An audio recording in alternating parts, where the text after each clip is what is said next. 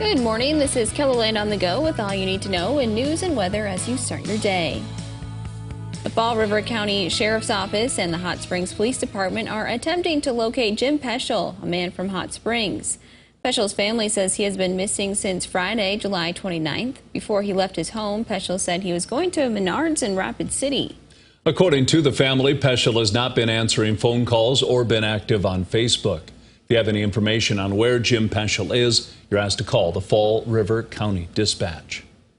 People on social media are helping identify a thief who stole a tip jar from the employees at the B&G Milky Way on 41st Street in Sioux Falls. The suspect rolled up to the drive-up window on a blue moped. He asked the teenage worker for a glass of water. As soon as she turned around, he grabbed the tip jar and sped away.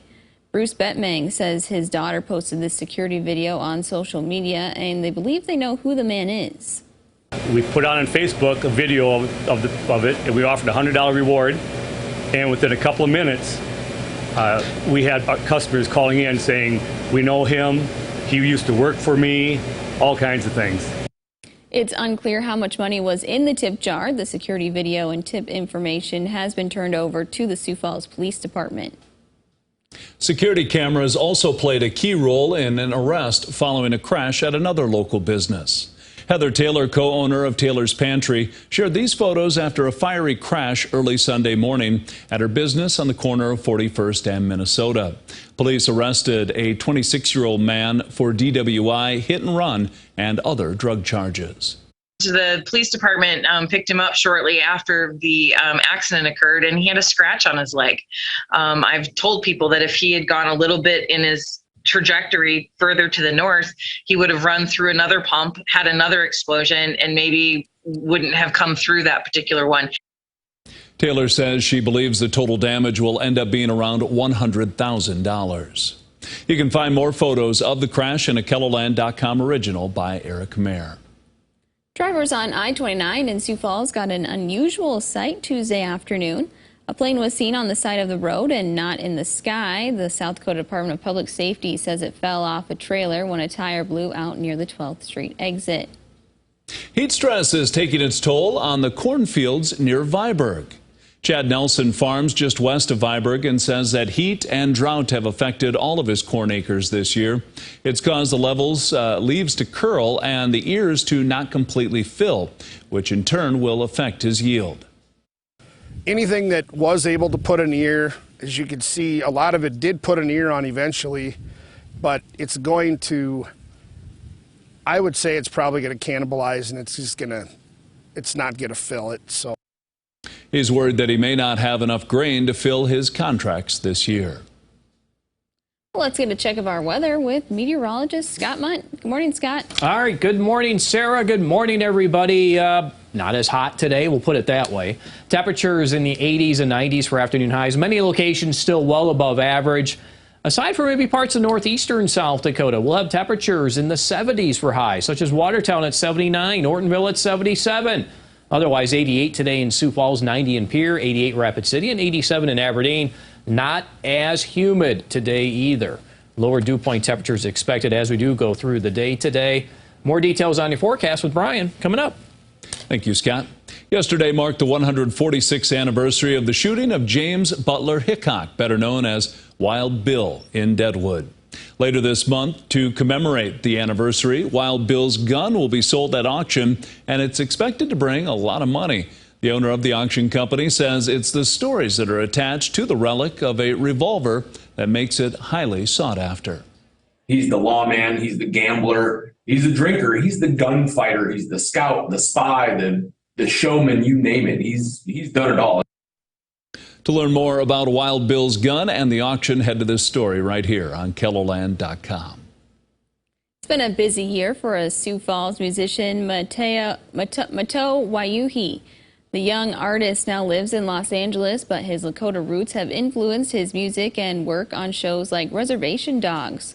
Wayuhi's work has helped to grow Native representation in media that he didn't have growing up. And so, yeah, the show it's an amazing, I think, step in what it is that the expressiveness and the beauty and the artistry that Natives can make on a mainstream, platform. Digital reporter Jasmine Jackson spoke with the young musician about his work on the show and traveling to the Cannes Film Festival. It's in this KELOLAND.com original, online now. That's a look at some of our top stories. Now let's get one last look at your weather with meteorologist Brian Karstens. Brian? All right, our weather. Well, today some of you are emptying out a little bit more out of the rain gauges in a few select locations. Boy, just a strip of rain here, Hartford along I-90. Look at that, just before midnight or just after midnight, east of Sioux Falls, Brandon area picking up some nicer rains, closer to a half-inch. But you can find plenty of areas that missed that or had just a few hundredths. What's next? Well, today we are down on those temperatures. We're not in the 100s. We're in the 80s, even some 70s today around Brookings and, Watertown, for example. We're forecasting a high of 79 today. Tonight looks mainly quiet. Tomorrow we recharge this heat. Unfortunately, Rapid City probably going back to 100. Now, beyond that, Friday, probably another pretty hot day. Let's look at the maps. You can see we've got this warm front moving through again, and ahead of this cold front, that's a hot day. No question about it there on Friday. But the good news is the frontal boundary coming through on Saturday will try to trigger some rain. And really, this is looking better, certainly better than yesterday. I'd like to hope that that could continue, but we have to be cautious because we're in basically a drought-like or just a full-blown drought pattern. Over the last couple of weeks especially. We've been hitting these high temperatures and relatively sparse rains. So keep an eye on it. That's our best advice there. We'll continue to see if we can muster some better rains out of that into Saturday and early Sunday. Finish up with your forecast. 92, still hot day in Phillip, but not in the 100s. We think Sioux Falls will surge to 96 Friday. Then the rain chance 50% Saturday, and it may linger into early Sunday.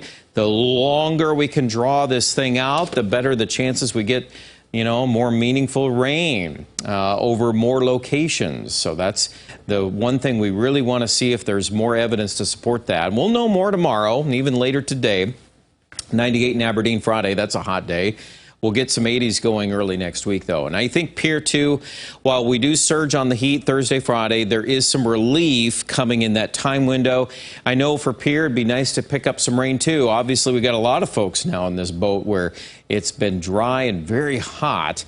And I think even into the Black Hills, it looks like a fairly good shot, at least some scattered rains going into our weekend. Check out details online at KELOLAND.com.